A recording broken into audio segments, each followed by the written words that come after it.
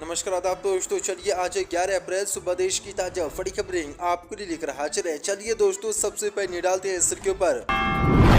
मुसलमानों पर योगी सरकार का एक और बड़ा एक्शन। सरकारी संपत्ति पर नमाज अदा करने वाले 28 मुसलमानों के खिलाफ मुकदमा दर्ज। सही मुसलमानों को जेल भेजेगी योगी सरकार।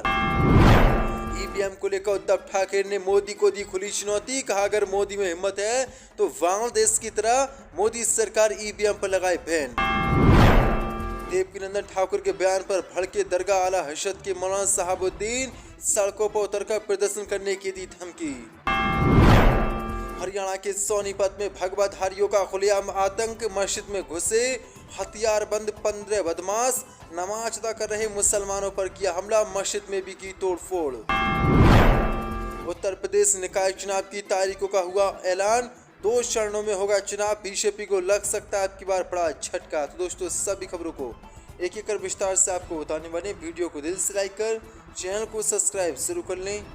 इसी के साथ पहली फड़ी की मनकल के शादी मुसलमानों पर योगी सरकार का बड़ा एक्शन। सरकारी संपत्ति पर नमाज अदा करने पर 28 मुसलमानों के खिलाफ मामला दर्ज। 64 पदें।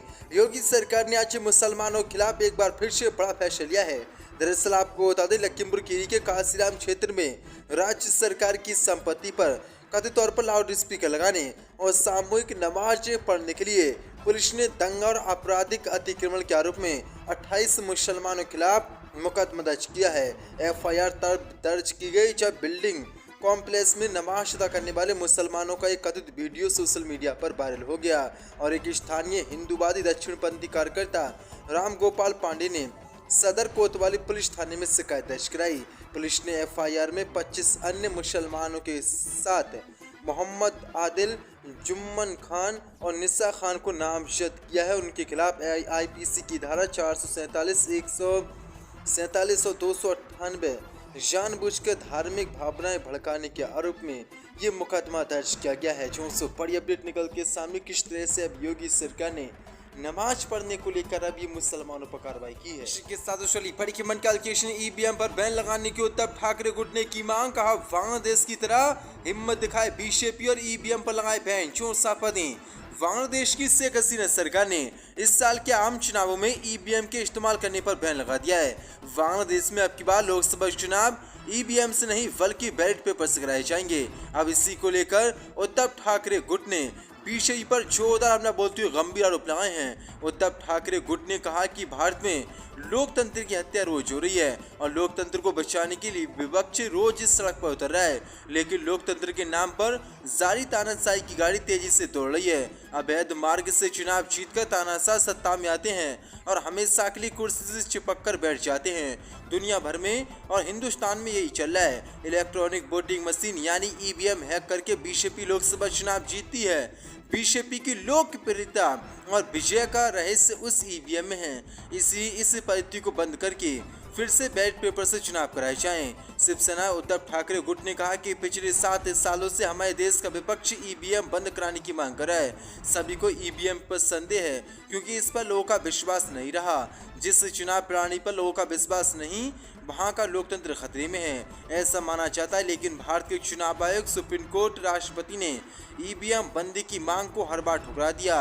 विश्व भर में ईवीएम बंद हो गई है, लेकिन भारत और बांग्लादेश जैसे देश में यही चलती रही। अब बांग्लादेश में भी ईवीएम पर पूरी तरीके से पाबंदी लगा दी गई है और आम चुनाव बैलेट पेपर से कराए जाएंगे। ऐसी घोषणा बांग्लादेश के चुनाव आयोग ने की है। अब मोदी सरकार भी हिम्मत दिखाए और अगर मोदी सरकार में हिम्मत है तो ईवीएम पर बैन लगाए और ईवीएम के बाद बैलेट पेपर से चुनाव लड़ के दिखाए, तब हम आपको बताएंगे कि कितना मोदी सरकार में दम है। जो बड़ी अपडेट है, उद्धव ठाकरे गुट ने भारत में भी ईवीएम पर बैन लगाने की मांग की है। बड़ी की मनकाल केस हरियाणा में भगवाधारियों के खुलेआम गुंडागर्दी। मस्जिद में घुसकर नमाज अदा कर रहे मुसलमानों से की मारपीट। मस्जिद में भी तोड़फोड़, बढ़ गया तनाव। 64 पदें। हरियाणा के सोनीपत में एक मस्जिद में हथियारबंद गुंडों ने मस्जिद में नमाज अदा कर रहे मुसलमानों पर हमला कर दिया। इस दौरान मस्जिद में भी तोड़फोड़ की गई। पुलिस ने 18 नामजद समेत 19 लोगों पर मामला दर्ज कर जांच शुरू कर दी है। मामला हरियाणा के सोनीपत के सांदल कला गांव का है। यहां मुस्लिम समुदाय ने गांव में नमाज अदा करने के लिए छोटी मस्जिद बनाई है। आरोप है कि यहां 15 से 20 हथियारबंद हमलावरों ने देर रात नमाज अदा कर रहे नमाजियों पर हमला कर दिया। हमला करने वाले युवक गांव के बताए जा रहे हैं। अभी हमले की वजह सामने नहीं आई है। आरोप है कि हमला करने वाले युवकों ने मस्जिद में भी तोड़फोड़ की। हमला करने वाले कुछ युवकों की तस्वीर भी सामने आई है। इसमें युवक हाथों में लाठी डंडा लेकर गांव की गलियों में घूमते नजर आ रहे हैं। सांदल कला मस्जिद में इमाम मोहम्मद कौसर ने बताया कि हमारा किसी से कोई झगड़ा नहीं हुआ। रमजान चल रहा है, ऐसे में हम लोग नमाज अदा कर रहे थे, तभी गांव के युवक घुस आए और उन्होंने हमला कर दिया। इस हमले के दौरान उन्होंने महिलाओं और बच्चों को भी नहीं छोड़ा। इस हमले में कई लोग गंभीर रूप से घायल हुए हैं, जिनको सोनीपत के नजदीकी अस्पताल में भर्ती कराया गया है। जो बड़ी अपडेट निकल के सामने भगवाधारियों का ये आतंक लगातार देश में जारी है। के साथ श्री मंडल के श्री देवकीनंदन ठाकुर के बयान पर भड़के दरगाह आला हजरत के मौलाना दी चेतावनी, कहा सड़कों पर उतरकर करेंगे मुसलमान प्रदर्शन। चौसापदे कथावाचक देवकीनंदन ठाकुर के बयान पर बरेलवी दरगाह आला हजरत के मौलाना साहबुद्दीन रजवी ने प्रतिक्रिया दी है। उन्होंने कहा कि वह किसी एक मुसलमान का नाम बताएं जिसने उनसे कहा हो कि वो बच्चे पैदा ना करें।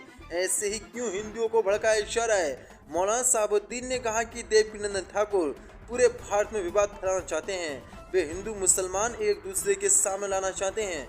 उन्होंने ईदगाह मथुरा काशी की जो बात कही है और सड़क पर उतरने की बात कही है, उसका हम भी करारा जवाब देंगे। मौलाना साहबुद्दीन ने कहा कि हम भी सड़कों पर उतरकर उनको ये संदेश देंगे, अब हम तमाशा नहीं देखेंगे। देवकीनंदन ठाकुर क्या सोचते हैं कि जो मुंह में आएगा वो बोलते रहेंगे और समाज को तोड़ते रहेंगे, देश को कमजोर करते रहेंगे और मुसलमानों को धमकी देते रहेंगे। अब ये चलने वाला नहीं है। वहीं मौलाना साहबुद्दीन ने आगे कहा कि देवकीनंदन ठाकुर एक धार्मिक व्यक्ति हैं, लेकिन उनकी भाषा और प्लान गैर मजहबी है, ये उनको शोभा नहीं देता।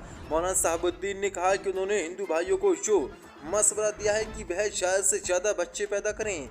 बच्चे पैदा करना या ना करना आदमी की अपनी मंशा है।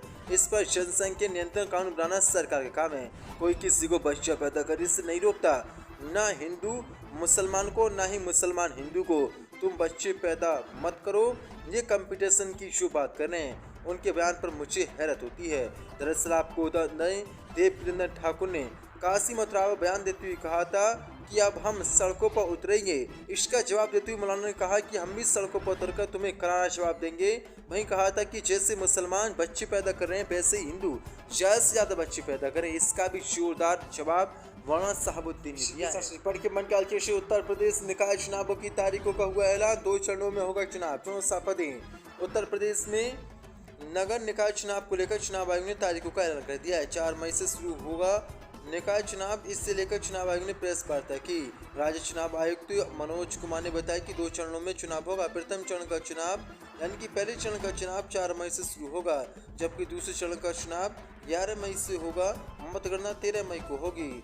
पहले चरण में शामली, मुजफ्फरनगर, सहारनपुर, बिजनौर, अमरोहा, मुरादाबाद, रामपुर, कंगाल, आगरा, फिरोजाबाद, मथुरा, मैनपुरी, भर्ती, जालौर, ललितपुर, कौशाम्बी, प्रयागराज, फतेहपुर, प्रतापगढ़, उन्नाव, हरदोई समेत लखनऊ में चुनाव कराए जाएंगे। वहीं दूसरे चरण में मेरठ, हापुड़, गौतम बुद्ध नगर, गाजियाबाद, बागपत, बुलंदशहर, बरेली, बदायूं, शाहजहांपुर, बरेली, पीलीभीत, अलीगढ़, हाथरस, कासम, अलीगढ़, कानपुर नगर, फर्रुखाबाद, इटावा, कन्नौज, औरैया समेत कानपुर देहात में चुनाव कराए जाएंगे। जो बड़ी अपडेट निकल के सामने। वहीं वलिया, आजमगढ़, मिर्जापुर, सोनभद्र, भदोही, मिर्जापुर क्षेत्र में चुनाव होगा। बता दें कि राज्य के 760 नगरीय निकाय चुनाव के अंतर्गत कुल 14,684 पदों पर चुनाव होंगे। उन्होंने बताया कि इसमें 17 महापौर, 1420 पार्षद, नगर पालिका परिषदों के 199 अध्यक्ष, नगर पालिका परिषदों के 5,327 सदस्य, नगर पंचायतों के 544 अध्यक्ष और नगर पंचायतों के 7,178 सदस्यों के निर्वाचन के लिए चुनाव होगा। जो बड़ी अपडेट निकल के सामने आ रही है। इसके साथ के मंडल के लोकसभा से अयोग्य ठहराने के बाद राहुल गांधी करेंगे वायनाड का दौरा, जनसभा करेंगे संबोधित। लोकसभा से अयोग्य घोषित होने के बाद कांग्रेस नेता राहुल गांधी मंगलवार को अपने निर्वाचन क्षेत्र वायनाड का दौरा करेंगे, जहां वह रोड शो करेंगे। बता दें कि दोष सिद्धि पर राहुल गांधी की अपील पर सूरत की अदालत में 13 अप्रैल को सुनवाई होगी। वह क्षमापण है जिसे गुजरात के सत्र न्यायाधीश ने बढ़ा दिया था। अदालत इस मामले में दोस्त सिद्दीकी के खिलाफ उनकी अपील पर 13 अप्रैल को सुनवाई करेगी। वायनाड के कलपट्टी में होने वाले स्वागत समारोह में एक विशाल जनसभा के साथ साथ राहुल गांधी रोड शो आयोजित किया जाएगा। इसमें राहुल गांधी पार्टी के सैकड़ों कार्यकर्ताओं और यहां की जनता को संबोधित करेंगे। इस कार्यक्रम में SICC सदस्य और KPCC नेता भी शामिल होंगे। से बड़ी अपडेट निकल के सामने लोकसभा से अयोग्य ठहराए जाने के बाद राहुल गांधी का पहला दौरा वायनाड में होगा। यहाँ पर जनसभा और रैली को संबोधित राहुल गांधी करेंगे और मोदी सरकार पर आज बड़े हमले बोल सकते हैं। जो बड़ी अपडेट है।